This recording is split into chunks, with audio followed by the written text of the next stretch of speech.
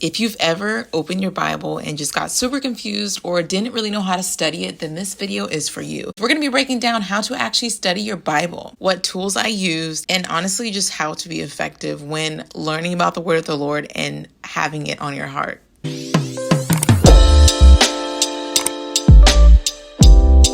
Welcome to my channel. My name is Taylor. I create faith-based and lifestyle content.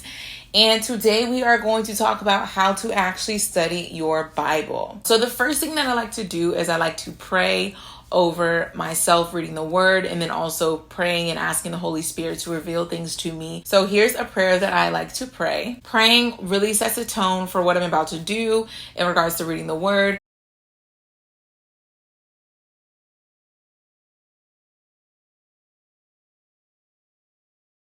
Okay, so first things first is we have got to set the mood, whether that be lighting a candle, drinking some nice hot tea or coffee. But I like to make the room super cozy. It has to be clean.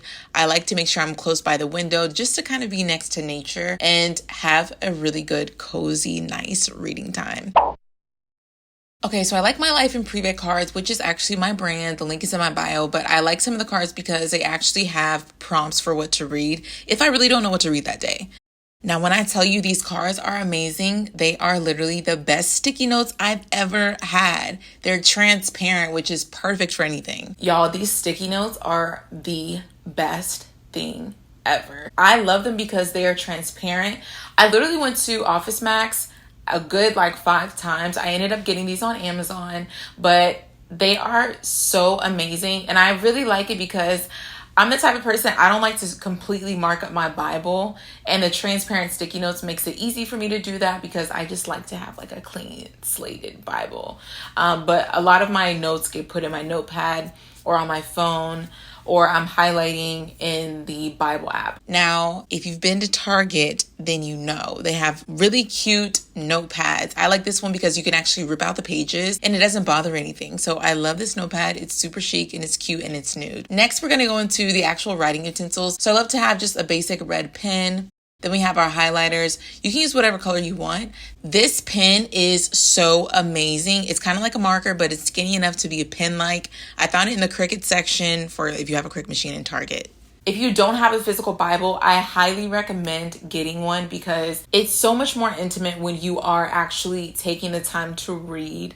It's essentially kind of like comparing reading on your iPhone versus reading the newspaper, or reading on a Kindle versus actually reading a physical book.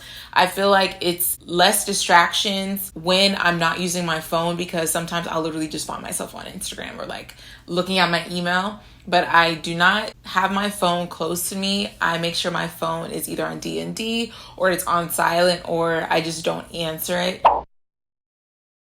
I like to listen to either instrumental worship music on YouTube or this playlist that I will put below as well on Apple Music. It's such an amazing experience. Now, the Bible. Get you a physical Bible if you can. If you can't, try to save up for one. But this is the Life Application Study Bible. This is a really great quote. If reading and hearing the word is eating, then meditation is digestion, which is really important for us to meditate on the word of the Lord. Now, I am going to pause here because the books of the Bible actually have categories. So be sure to write these down. They're also going to be listed in the description box, so don't worry about the time running out on this. But we have historical books. We also have wisdom literature, which is one of my favorite groups, specifically Proverbs, the prophets, which are all the people that, of course, were prophets. You have the Gospels starting in the New Testament, and then you also have historical books in the New Testament, such as Acts. We also have epistles, which is basically letters from the prophets of Jesus warning us, and then we have Revelation, which is prophetic. Okay, let's dig deeper into the Bible. So I love this Bible because they have a concordance or a dictionary at the back.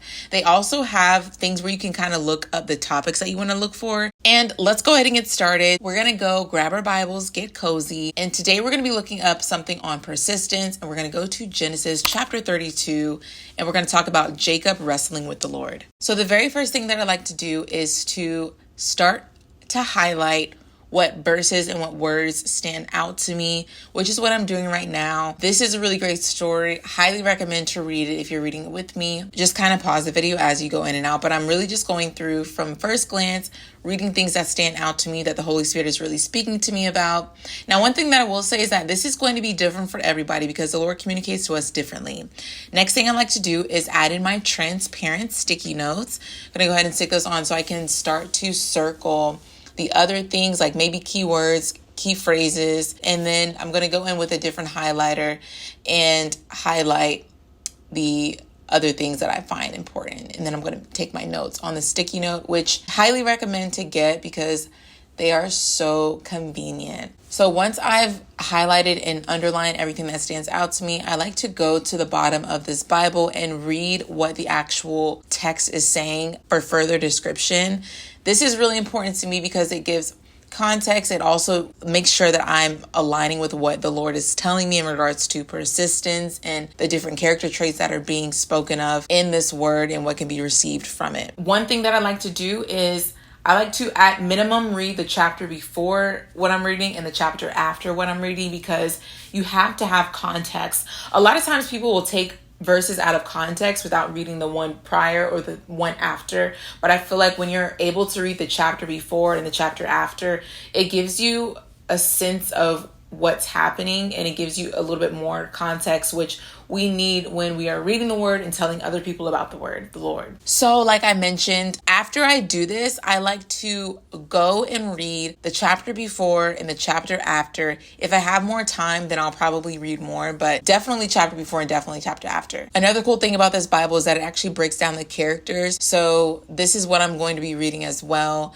And I also like it because it gives you key verses to kind of read, specifically Jacob. It says the story of Jacob starts at chapter 28. So I'm going to go ahead and read that and read up to chapter 36 just so I can get context. This Bible is also really great too because it literally gives you references for every single thing that you're reading. So for example, the W, I'll go find what verse and chapter that relates to and then see how it can help me understand the script that I'm reading. Okay, so let's talk about taking notes. So this is where I really thrive when it comes to communicating with the Holy Spirit and understanding what's happening. Writing things out makes it a whole lot easier to understand for me personally.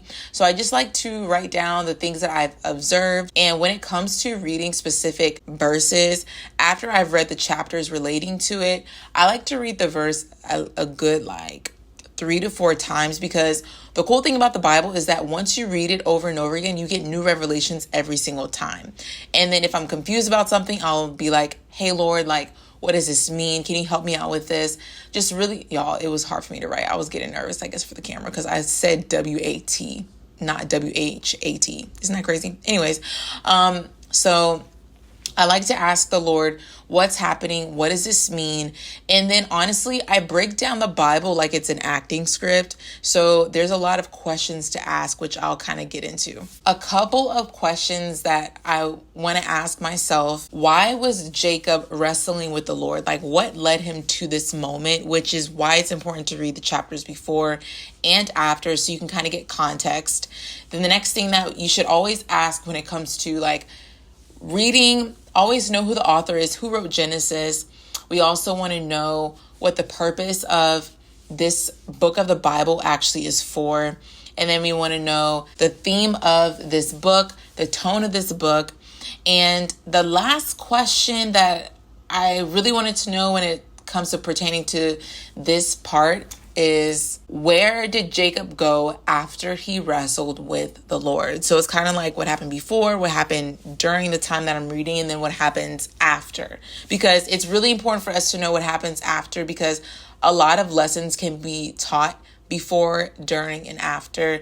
And once we answer these questions, we can also gain wisdom and insight on what the Lord is trying to tell us. How can we use this as an example, and how can we apply it to our daily lives? I love to answer these questions because it makes such a really huge difference when it goes into reading the word. And one thing that I also really like too is to write down key verses that I would like to memorize, or I would like to have on my heart. The writing down portion makes it easier, and it's easier for reference as well. I not only highlight it, but I like to write it down because there are parts of the Bible that we do need to have memorized when it comes to having authority, just so we always know the things that the Lord has promised us and we always know who we are. In addition to reading the verses over and over and over again and just kind of just sitting with it. So for example, verse 26 is something that stood out to me, because it's like Jacob was just literally so persistent that he did not let go of God until he got his blessing. And I find that to be very profound, because the Lord wants us to not only chase after him, but to be persistent in our chase when it comes to pursuit of the Lord. And we have to always be hungry